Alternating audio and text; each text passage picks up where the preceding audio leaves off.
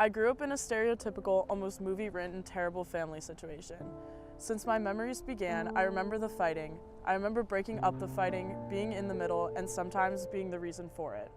The two people that were supposed to teach me love taught me to believe that violence was a way of showing love. Countless nights I stayed awake, listening, and hiding under the covers with my stuffed giraffe. If you're reading this, your past does not define you.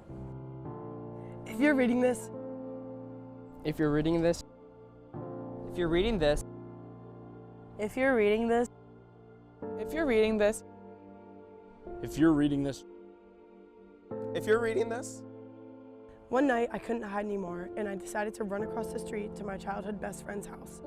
Tears rolled down my absolutely terrified 8-year-old eyes. I watched from across the street as red and blue lights flashed in front of my house. I remember every moment so vividly. The couch fabric I was sitting on, their dogs barking uncontrollably, my wailing at the sight of my beat-up mother and father downplaying the entire incident. This was a huge misunderstanding. From then on, I didn't understand a lot of things. I didn't understand why I was told to sleep in random friends and family's houses because mine wasn't safe. I didn't understand why my dad left. I didn't understand why my swim team parents had told us to go outside and play while they had an intervention with my mom about her drinking and driving. I didn't understand why I needed to get a job at 14 to help my mom with bills. I didn't understand why my brother kept overdosing on drugs and alcohol. But there was one thing I did know, and that was that I felt so very alone. I had these intense feelings and had no way of understanding how this could be happening, so I put the blame on myself. It caused me to have many spouts of depression, anxiety, and to have developed post-traumatic stress disorder. I have these flashbacks, some that are triggered by an interaction, a smell, a fabric. The simplest of things can send me in a spiral. I start remembering, and the remembering turns into thinking, which turns into crying, which starts to uncontrollable breathing and panting. I feel trapped in these moments. Sometimes it feels like in these moments and thinking back to all the ghosts of my past, I will forever be haunted. The thing is, though, that even if you are haunted, that doesn't mean you're obsessed. I always thought that there was no way of escaping these memories and that they were always going to have so much power over me. It makes you feel hopeless. I sat there and thought about all the things I went through, but I also started to give myself recognition for the things I had done and the person I've grown into despite facing those challenges. I'd become an all-state swimmer. I got into college. I learned to like the way I dress. I stopped hurting myself. From the biggest achievements to the littlest of steps, you deserve to give yourself credit and a pat on the back for everything you have done. Congratulate yourself because doing these things is not easy and it makes you incredibly powerful.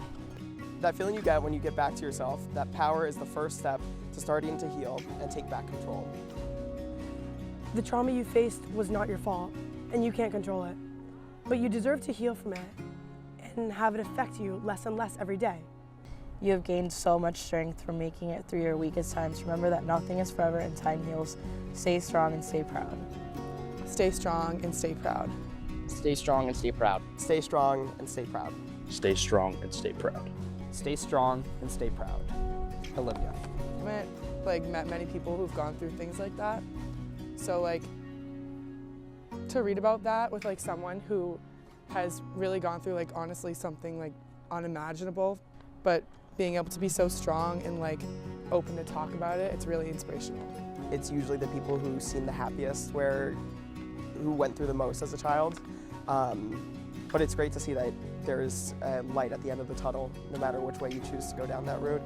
I think we all come into college facing struggles at different levels, and it's a new chance to restart and kind of renew yourself.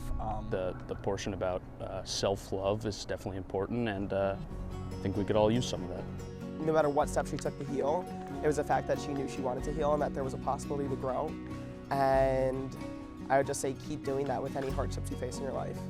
The little surprise is that I'm actually the author. So. No way! Yeah, I actually really appreciate it. That's awesome. Thank you. This was amazing.